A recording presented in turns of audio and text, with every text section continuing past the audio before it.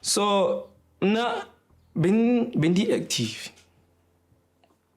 Ndaba i-leader ye-spiritual committee. Benthandaza kakhulu. Benthandaza kakhulu le Bible le divela nayo etrongweni. Ngisahamba nayo nangoku.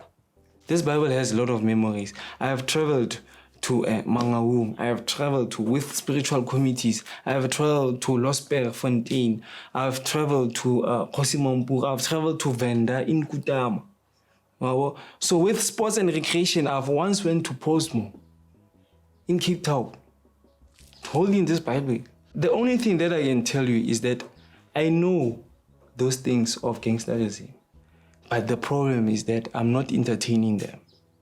You understand?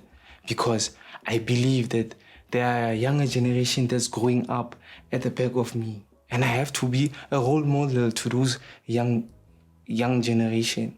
Not only in Klerksdorp. I know my potential. I can reach many places. You understand? I can touch many lives. Wow. So the 26, the 27, the 28, the flags, money lover, I know those things. And there are people in those things that know me, that have been there with them. I've been there. I've been taking them, telling them, here's a cup of sugar. Here's what.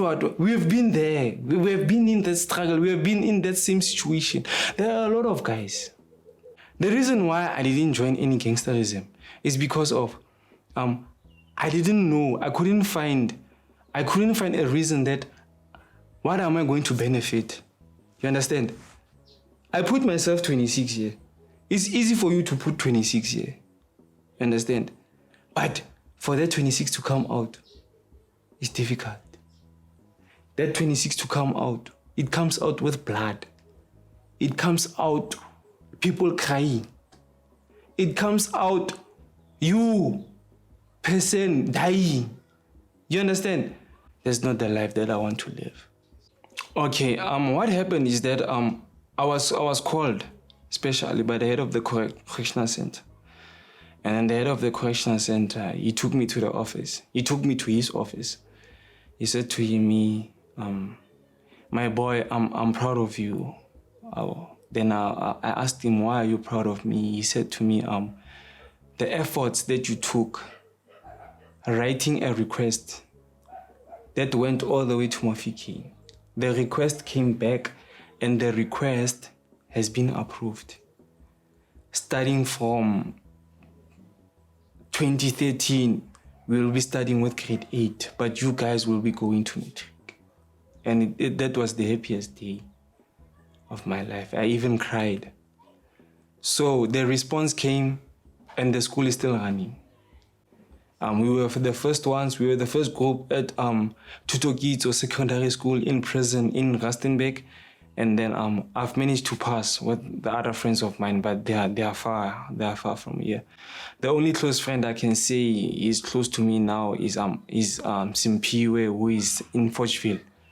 Yeah, that's the only one that I'm communicating with. Yeah. I'm gonna metric trends. So what happened is that now just keep us yabo. Symmetric. Yabo. Let's just keep all this. Symmetric. I achieved my metric 2017 with this verse. 2 Chronicles chapter 5 verse 19. So me reading this verse, you see it writes here metrics, ne?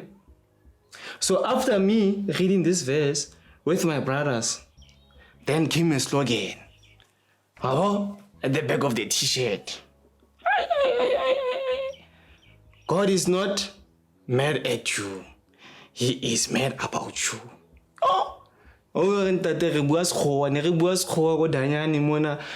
Offenders, other offenders asking us, hey, Mona, what are you saying? What are you saying? Kere mudimu ha go kwatela. Mara wa hlanya ka wena.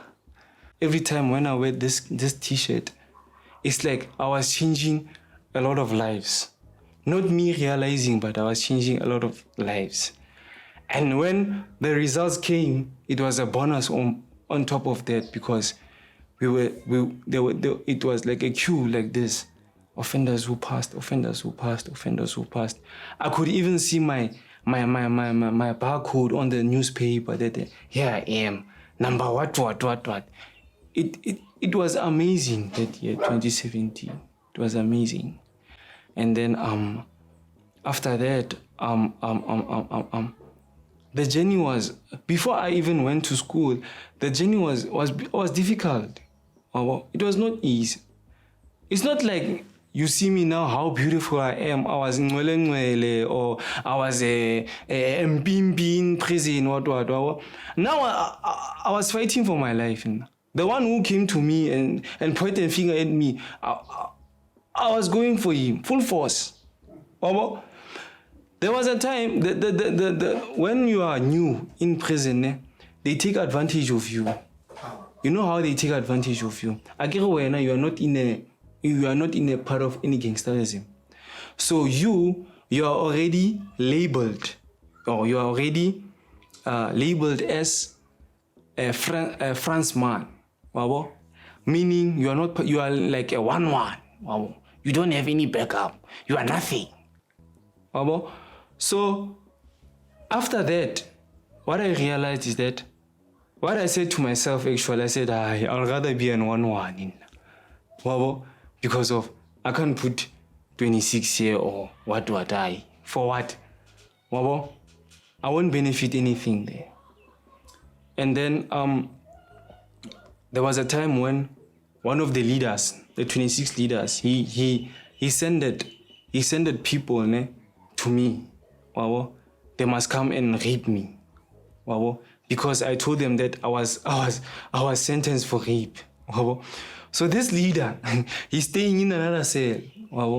He's sending other guys. He's guys who, I get it there. When you are a leader, you have those magwenyas to put 26 to whoever that comes in without any gangsterism.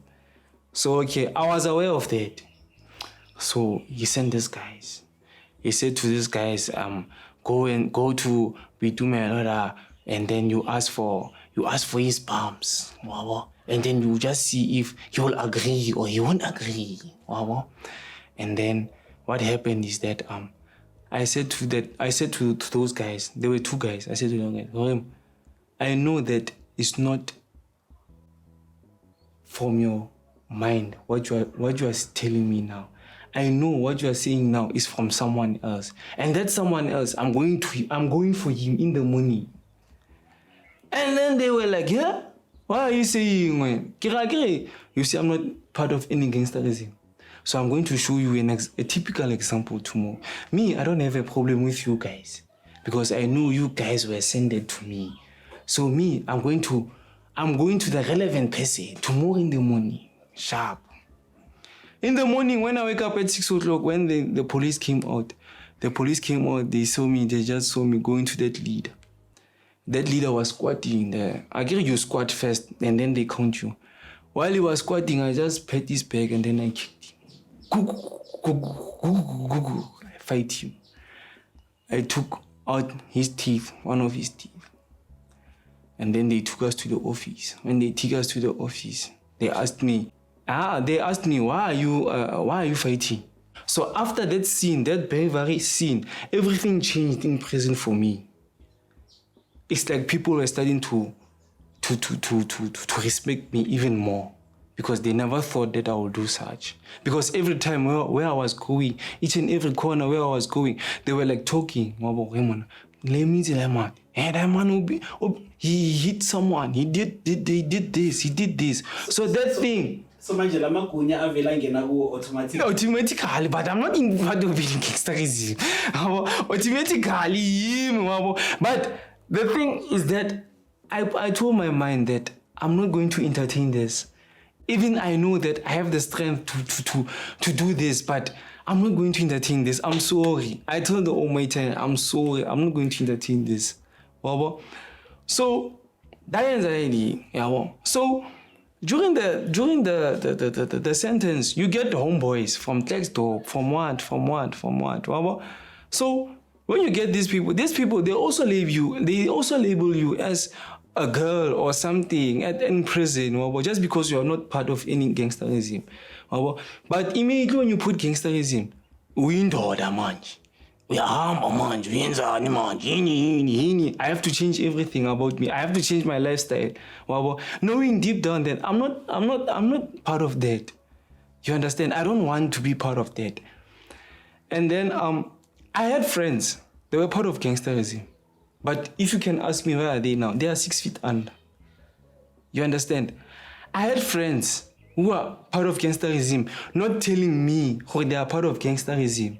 Where are they now? They are sick. They have HIV. They have TB. They have what. It's painful to go to prison knowing that you are healthy, but when you come out, you are sick or you are dead. Into something that you yourself have put yourself in.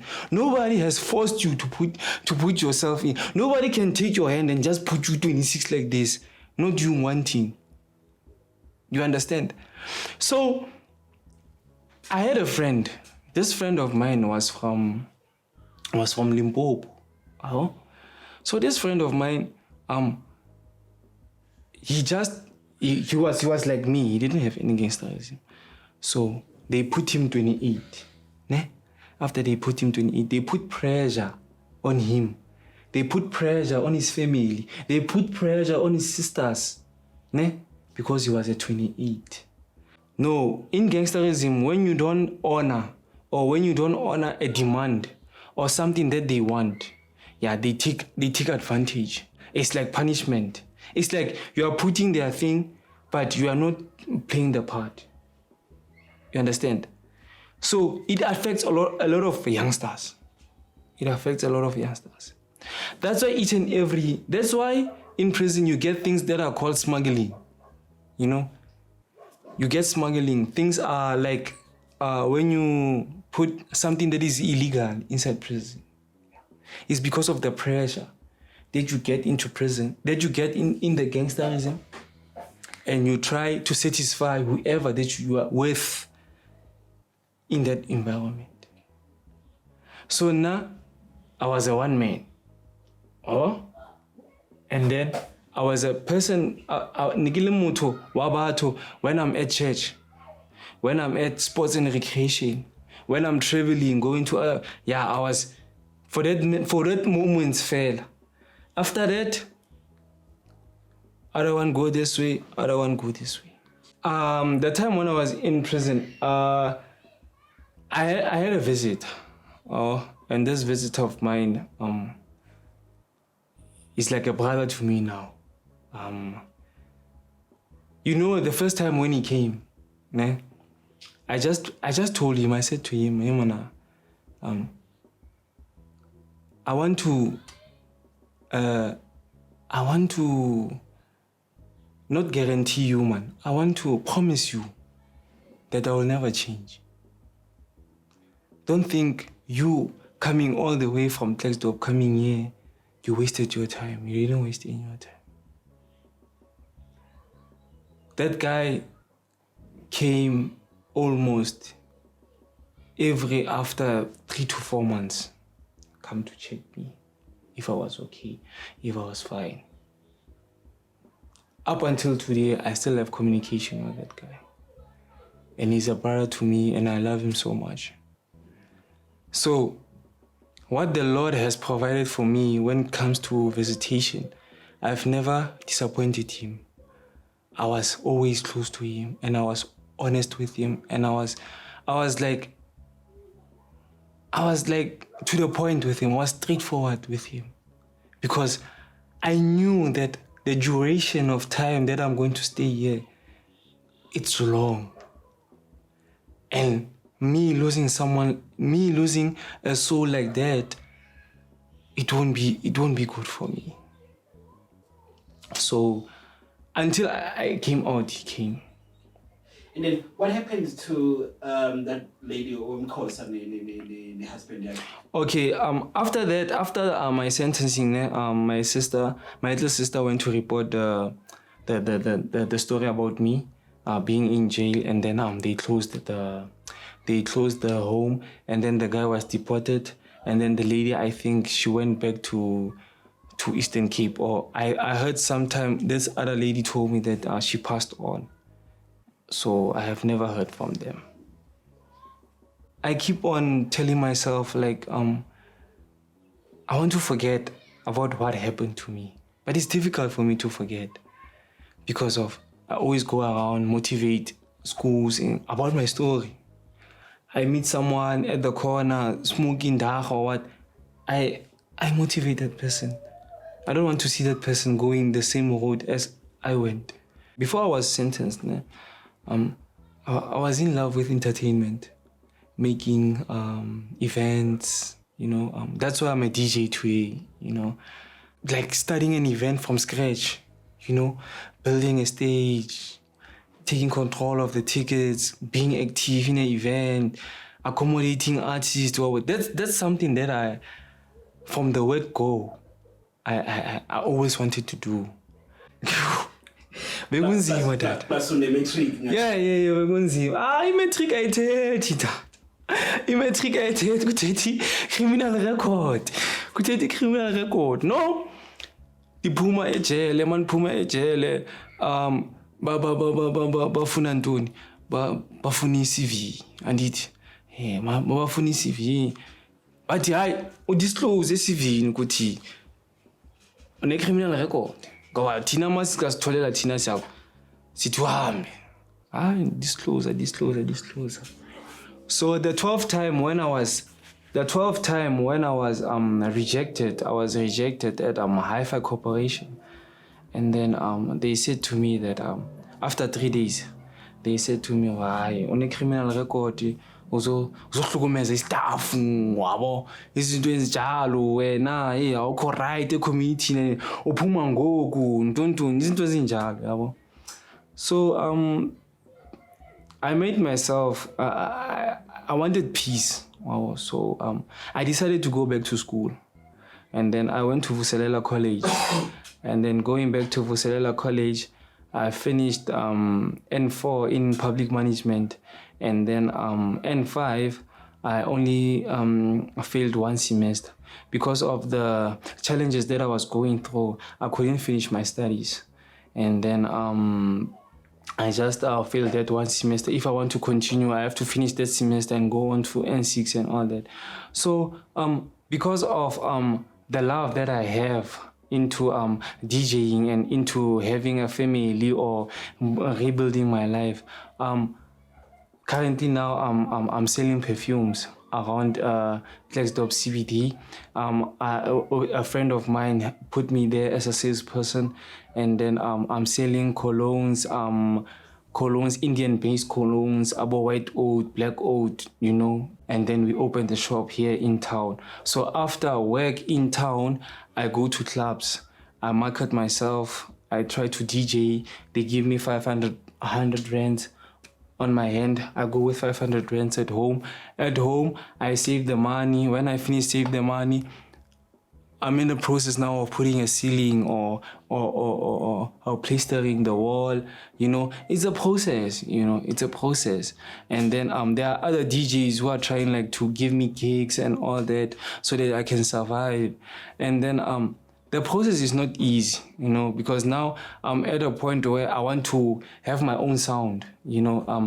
There's this sound, 600 watts Dixon sound.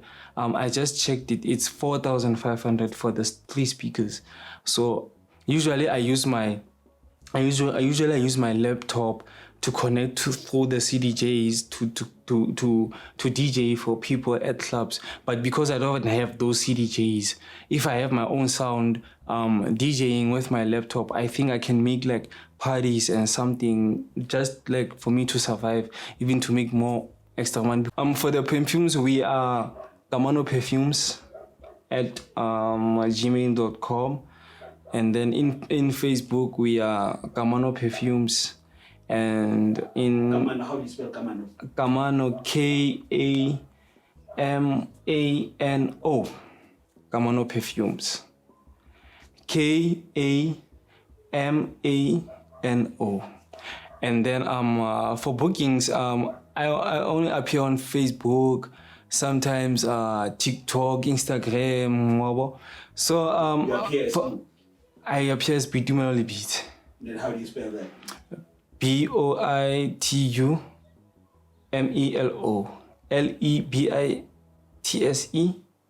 Bitumelo Beat. You know, me going to prison, maybe the Lord wanted to save me. Wow. Maybe I should have been 6 feet under now. Wow. I'm not saying that I'm proud of being in prison, but who knows, something bad could have happened to me or into my life. There's something that is called introspection. Searching your inner being. Asking yourself questions like, who are you? Where are you going? Well, I'm that person who instills hope into someone's life. Well, and immediately when I realize that that person has hope, that's what makes me happy. That puts a smile into my face. Well, I know that I've achieved something. You know, the situation inside, well, now the reason why I managed to do this is because of I was watching the news. Oh, so in prison, there's a sondolo there in each and every cell. A sondolo is like a TV, ne? That only plays one channel. Maybe it's only ETV. You understand? So if you watch ETV, the whole prison is watching ETV. If I'm watching soccer at SABC1, the whole prison is watching SABC1. The control system is at the front there, at the offices. It's an official that will be in charge. Maybe, yeah, that will be in charge maybe at night or during the day. So I've managed to like take topics into the news. I was just watching the news in prison. So after taking the topic into from the news, I write a poem.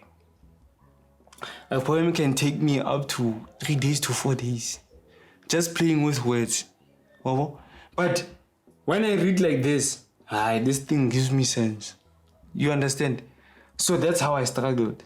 So in total, I have poems like 40 something, you see, of my own. So that's how the motivation and the encouragement was still building inside of me. You see, trying to find my potential, trying to find who I am, you see. There was a time when I decided on what I want to achieve, like when I want to go out, what will make me happy. And then what will make me happy is doing my own events, you know. Like I said, I'm buying my own system, you know, doing my own events. That I still have that passion about that, you know. And I don't see myself slacking down or anything. I'm going for it. I have put myself some targets, and by God's grace, I'm going to achieve those targets on time. So I wrote everything down, everything, like even about my business plan. In prison, you know, giving yourself time alone and managing to do something like this that will keep on carrying you for the rest of your life. I mean, when I did this, I knew for the fact that even if when I have kids, I can read for them something from this. I can encourage them with something from this.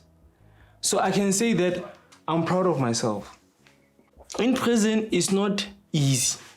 It will never become easy. I think adult is more worse. Juvenile, you can get order. You can get order because juvenile, they can be stubborn into the normal officials. But immediately when you call these officials that are called the EST, which are called emergency support team, those ones that are wearing black and all that, with chains and all that. We are children. We are children. We Papa Bona.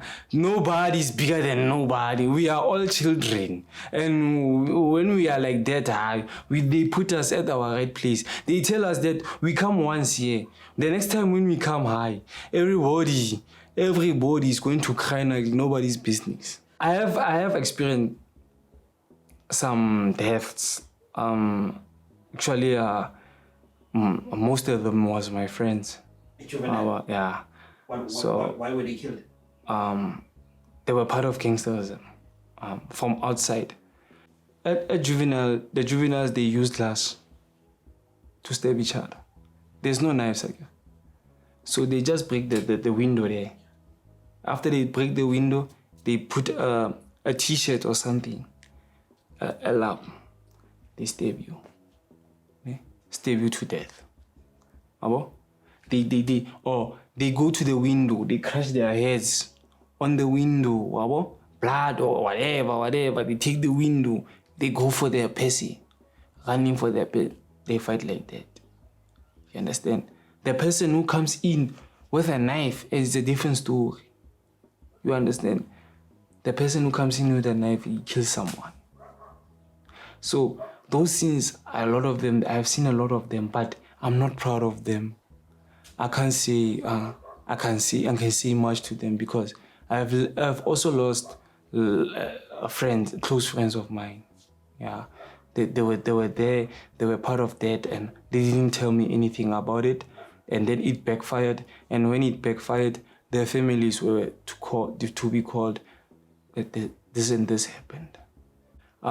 The two that I knew, they killed one of the gangsters outside, and then they went there. So them there, when they reach there, they make the revenge. You'll never ever rest in prison, and you'll never ever like feel like I'm okay. You understand? I've been through things like committing suicide. Understand? So immediately the time when I wanted like to drink poison or to kill myself with a knife or with a glass or with something, the first thing that came into my mind was like, I'm leaving my little sister with who? You understand? The period that I already spent it. And you know, the suicidal thoughts, they are coming now, 2018. You see, me left with maybe 6 months to go out. You understand? That's how the Satan attacks you. Let's finish this guy. But I refused. So now I'm so thankful to the Almighty for carrying me under His wing. I went to prison as Bitume. I came out to prison as Bitume. You know, it's a bigger achievement to me. You understand? The discipline that I had in prison, I'm very proud of myself. Not having a scar onto my body, not being sick, it's a bonus on top of that. And then, what do I do after achieving all these things? I go around in my location. I go around and tell people my story on how it changed my life, how my life changed, and how I'm busy trying to push to be someone in life, trying to push to have a happy family, trying to push to achieve, whether big or small. Understand? The same thing that I did when I came out. I asked the Almighty, I said, Lord, please, under your wing, we are going this world all together. And ever since 2019, around October till today, there have never been any complaints about me. There have never been any disrespect or whatever. You see, I've always stayed focused. I've always stayed on a positive line, and I thank the Lord that He's keeping on blessing me, and I thank the Lord that He's keeping whoever that is close to me safely so. And then it was never an easy ride. It will never be an easy ride for anyone else. And then I do not encourage any young person to go there, because of your situation might not be the same situation as mine. You understand? You might find the wrong people at the wrong time, and it might be amen about you. You forget about you. So I'm super proud of myself, and I thank the Lord for blessing me. With that blessing that the Lord blesses me with, I can bless someone with it. That's all that I was doing ever since I came out of prison. If someone comes to me and asks me for help, and I have that help, I'm helping that person. I learned the hard way in prison. I was waking up 4 o'clock. You wake up 4 o'clock in prison. At least outside here, I wake up 10 o'clock, putting my leg up like this. Eh? In prison, there's no fridge. There's no fridge for you to take out bologna or cheese or what. Eh? You eat time. Time in prison is very important. But time is important in prison, but things are very slow at the same time. So guys, I tell them each and every time in location, you are sitting like this at the sofa. You press DSTV the way you want. There's nothing like that. You keep on watching what's going to happen. You keep on watching your back. You are living a different life. Immediate, in the split of a second. Exactly. I eat in the morning. In prison, I eat 2 slices of bread with starch water. Not tea, starch water. Sugar with water. Yeah. And then I'm going to eat 2 o'clock. 2 o'clock, I eat pap, small pap, teaspoon pap. I eat carrots. I eat eggs. After 2 o'clock, after you eat, they close. You're going to wake up 4 o'clock again. You only eat 2 times a day in prison. When outside, you eat 10 times a day. But it's so simple for a person, for a young generation to go there. But to get out, you have to dig deep. Deeper and deeper. I will not encourage someone to go there. You know, these high schools, ever since I started going to motivating schools, I asked the principal to take a few learners who are behaving, and mix them with the ones that are misbehaving, and take them for a trip to prison. Even though they won't experience immediately, but they must just look how it is, that experience. Maybe our South Africa can change. Just our schools just to do that, or the government can just help that to do that. I wish, that's one of my wishes, so that even me, when it comes to June 16 or something, if I can make a small event and accommodate young people and tell them, hey, Mona, this and this, or bring them 2 or 3 artists, and those artists, they participate and all that, and tell them the real story on how it has been for me in prison, can change a lot of lives. What happened. What's important now is how do I get up? So, let's keep on praying. Let's keep on working hard. Let's keep on thanking the Lord, or thanking the one who's next to you. Telling them the truth, being straightforward. Now I'm honored. This thing is not about money. This thing is about you motivating someone at home about your story. That's all. Here I was encouraging people that I went through this. Now I'm here. Tomorrow I'll be somewhere.